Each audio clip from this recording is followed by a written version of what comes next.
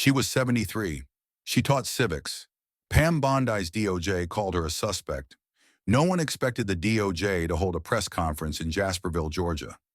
Not the local officials, not the farmers and teachers who made up most of the population, and certainly not the 73-year-old woman who would become the face of resistance by the time it was over. Pam Bondi stepped up to the microphone at 10:03 a.m. sharp. Behind her stood two federal agents, one local sheriff, and a plain black DOJ banner that looked like it belonged in Washington, not a town with a single gas station and no Starbucks. The Department of Justice has opened a preliminary investigation into significant voting irregularities tied to Jasperville's 2024 municipal and state elections, she said, her tone clipped and professional. The local reporters blinked. Most of them had come expecting an immigration update or maybe a quiet closed-door meeting about crime statistics. What they got was the political equivalent of a lightning strike. Within minutes, headlines lit up across Twitter. Bondi DOJ targets rural Georgia town for voter fraud. Unprecedented investigation in Jasperville. Pam Bondi launches probe in Deep South battleground. But while the media exploded, the people of Jasperville stared at their TVs in disbelief. "What voter fraud?" asked Marla Simmons, a retired civics teacher, as she stood in her kitchen holding a chipped coffee mug. She wasn't alone. No one in Jasperville had heard a single credible claim of fraud. No news reports, no lawsuits, no rumors, nothing. Until now. By nightfall, things were already changing. The first subpoena arrived the next morning. It wasn't delivered by a mailman or a sheriff. It came by federal courier, an unmarked black SUV, a man in a windbreaker, and a sealed envelope. It was addressed to Marla. Inside, a subpoena for records tied to her volunteer work with Georgia Votes Matter, a nonpartisan voter registration group she had helped run for years. Her hands shook as she read it. The words felt like another language. Production of documents. Interrogatory questions. Subject to federal investigation. By noon, 3 more people in town had received the same envelope. By Friday, it was 12. One of them was a 19-year-old student named Jacob, who had helped drive elderly neighbors to polling places during the last election. Another was a librarian, a retired nurse, a high school football coach. It was like they had drawn names from a bingo cage and decided, these will be the faces of voter fraud. But there was no fraud. Not that anyone could see. Only regular people trying to help others vote. Inside the DOJ, things were moving fast. Pam Bondi had convened a special internal task force just a week earlier. The official reason? Enforcing electoral integrity in vulnerable districts. The unofficial reason, according to 2 insiders who later leaked information to reporters? A political stunt with teeth. One memo, never meant to go public, had a subject line that read, Demonstration Value Georgia. In the margins of a printed DOJ draft document, someone had written, Target towns with low legal resistance, high optics, low legal risk. It wasn't about evidence. It was about the story. And the story was being shaped now, in Washington, on cable news, and on the streets of Jasperville. Pam Bondi didn't return to the town, but her shadow loomed large. Fox News praised her. She's finally doing what others were too scared to. Rooting out the rot, one host said. On MSNBC, the tone was different. This isn't an investigation. It's intimidation. Online, the town's name started trending. Jasperville, chirp Pam overreach. Chuck targeted for voting TikTokers made videos reenacting the subpoena deliveries. Some even created dramatic edits with patriotic music and slow-motion footage of Marla reading the legal letter. But this wasn't a game for the people living it. Inside her living room, Marla met with 5 of the other subpoenaed residents. She had pushed the coffee table aside and replaced it with stacks of paper, legal forms, email printouts, voting sign-up sheets.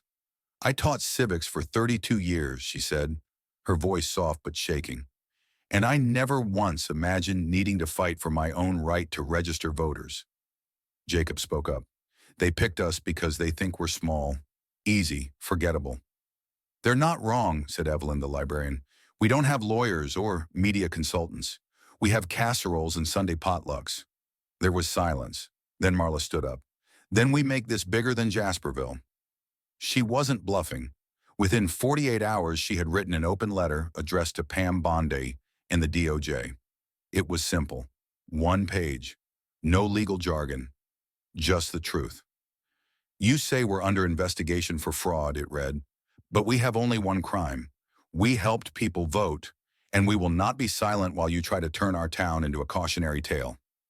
The letter went viral, shared over 10 million times, read live on progressive talk shows, quoted by senators, even retweeted by Taylor Swift with a caption that read, "This is what courage looks like." That's when the second wave hit. A leaked internal email, shared anonymously with The Intercept, revealed that the DOJ had flagged Jasperville not based on evidence, but on data modeling suggesting a statistically abnormal shift in demographic turnout. Translation? More black voters, more young voters, more voters, period. And for some, that was enough to justify a federal operation. Bondi's team tried to distance her from the memo. She doesn't comment on leaked documents, a DOJ spokesperson said. But the damage was done. Protests erupted in nearby Atlanta. Civil rights groups mobilized buses to bring supporters to Jasperville. Within days, the town's population had doubled with journalists, activists, and volunteers. And at the center of it all was Marla, the woman with the subpoena, the woman who refused to stay quiet. Jasperville's community center had never seen this many people. Marla stood at the front of the hall, flanked by folding chairs and a borrowed podium. Behind her, taped to the wood-paneled wall, was a homemade sign, "Voting is not a crime." CNN had set up a live feed. Local outlets from Alabama and South Carolina lined the back. Teenagers handed out flyers. A barbecue truck from a neighboring county parked out front and gave away free sandwiches to anyone with a voter registration card. Marla cleared her throat. "I've lived here for 52 years. I've taught hundreds of students, buried friends, and watched this town grow. I've never seen anyone try to steal an election here, but I have seen people try to scare others from participating in one." She held up the subpoena. "This was meant to frighten me. It didn't. It woke me up." The crowd erupted. Reporters pushed forward. Someone shouted, "What would you say to Pam Bondi right now?" Marla didn't hesitate. "Come visit. I'll give you a tour of every polling place we ever helped staff. You won't find fraud, only neighbors helping neighbors." Behind closed doors in D.C., things were falling apart. Pam Bondi's internal DOJ team was split. Her top investigator, Agent Wilkes, warned, "This is becoming unwinnable. We have no hard evidence, only algorithmic anomalies and third-party affidavits. If this goes to court, it won't just fail, it'll humiliate us." Bondi was calm, too calm. "Then we don't take it to court. We pressure them to settle, get someone to blink." "But they're not blinking," Wilkes said. "That woman Simmons, she's organizing like a congressional campaign. She's got lawyers now, pro bono, civil rights orgs lining up." Bondi walked over to her window, arms crossed. "Then we push harder." A second round of subpoenas went out, this time to the local election board, the county registrar. Even a college student who had handed out flyers for early voting was included. But the move backfired. A whistleblower from within the DOJ leaked an internal email chain where senior officials questioned the legality of targeting individuals who had no access to ballots or election data. One line in particular stood out. "This seems more like a deterrence campaign than a prosecutable offense." That quote made headlines for 2 straight days. MSNBC, DOJ official questions legality of Bondi-led probe. Rolling Stone, Pam Bondi's voter fraud case imploding from inside. Even conservative outlets began to backpedal. One Fox News panelist said, "If there's no fraud, this is just a very loud mistake." That's when the town struck back, legally. A coalition of pro bono attorneys, led by a civil rights group out of Atlanta, filed a motion in federal court. Motion to dismiss all subpoenas due to lack of probable cause and retaliatory targeting. Attached were affidavits from residents, voter records, expert analysis, and a letter signed by 86 members of Congress condemning the investigation as unconstitutional intimidation. Pam Bondi was silent for days. Her public schedule cleared. No tweets, no statements, no press. Behind the scenes, DOJ leadership was in turmoil. One senior official, who spoke off the record to Politico, said, "She took a local operation and turned it into a national scandal. Now we're all trying to figure out who's going down with it." In Jasperville, the subpoenas were still real. Marla's legal team advised her not to speak publicly anymore, but she ignored them. "If I go quiet now, it'll look like fear, and we didn't come this far to whisper." A week later, she appeared on a 60 Minutes. The interview aired Sunday evening, prime time. The interviewer asked, "Do you believe the DOJ targeted you because of who you are?" Marla looked into the camera.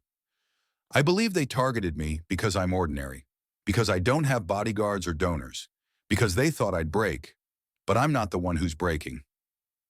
The next morning, something unexpected happened. A former DOJ attorney named Raymond Leffler, who had quietly resigned 3 weeks earlier, published a scathing editorial in The Atlantic titled, "I left the DOJ because of Pam Bondi." In it, he accused her of politicizing the department, pushing investigations with no prosecutorial merit, and treating constitutional rights like suggestions. His final paragraph went viral. "If helping people vote is now considered criminal, we haven't lost a case. We've lost the country." Bondi, under mounting pressure, finally responded. In a carefully worded press release, she stated, "The department will continue its efforts to ensure election integrity. We stand by our right to investigate any and all claims of irregularity. This matter remains under review." But the fire had already spread beyond her control. A hearing was scheduled in Atlanta to decide whether the subpoenas would be dismissed. Marla was asked if she wanted to attend. She said, "No, I want to testify." The courtroom was quiet when Marla Simmons took the stand. She wore a navy blue dress, a pearl necklace her late husband had given her, and the same pair of shoes she wore to vote in every election since 1982. No script, no lawyer whispering in her ear, just her voice. "I'm not here because I'm special," she began. "I'm here because someone thought I wasn't." She looked directly at the DOJ attorney seated across from her. "I helped people find their polling place. I answered questions. I handed out water bottles to seniors waiting in line. That's not fraud, that's citizenship." The judge leaned forward. "Were you ever instructed to encourage illegal voting?" Marla's response was instant. "No, Your Honor. I was instructed to be kind, to be helpful, and to never assume someone didn't belong at the ballot box." Pam Bondi wasn't in the room. She was back in D.C., preparing a statement she hoped would shift the narrative. Her aides had urged her to de-escalate. Let it go. Let the subpoenas expire. Cut losses. But Bondi refused. "This was never about one town," she said to her inner circle. "This is about setting precedent. If we back down now, we send the wrong message." "What message?" asked her deputy. Bondi paused. "That if you scream loud enough, you can shame the law into silence." But across the country, it wasn't shame that people were hearing. It was resolve. After Marla testified, the judge allowed closing statements. The DOJ's argument was dry, technical. Pattern irregularities, suspicious turnout spikes, possible coordination with outside groups. But when the judge asked, "Do you have evidence of voter fraud?" the lead attorney hesitated. "Not at this time, Your Honor." The courtroom shifted. Then came the defense. Marla's attorney, a young woman from Atlanta, stepped forward. "What we've seen isn't an investigation. It's a warning shot, a scare tactic, a playbook for how to intimidate voters without ever filing charges." She pointed to the DOJ table. "They didn't come here with proof. They came here with power." The ruling came 1 week later. All subpoenas dismissed. Investigation declared unjustified and coercive. Department of Justice ordered to issue a public clarification. The victory was absolute and symbolic. Pam Bondi released a brief statement accepting the court's decision with respect, but by then, the public had moved on. Cable news moved the story to the bottom of the hour. Twitter found new controversies. Pam Bondi's name slowly faded from the trending tab, but in Jasperville, the aftermath still lived. The following month, during a community potluck, someone asked Marla how she felt now that it was over. She didn't answer right away. Then she smiled. "I don't think it's over. I think it's just beginning." She walked outside into the Georgia sun and saw a line of teenagers signing up to volunteer for the next local election. Jacob stood nearby, wearing a t-shirt that read, "Voting is not a crime." He handed her a clipboard. We're going to need your help again. Marla took the clipboard, nodded, and said the same words she used to end every civics class. Let's get to work. If you believe in protecting democracy and standing up for truth, share this story. Talk to someone. Learn your rights. And never let fear be louder than your voice.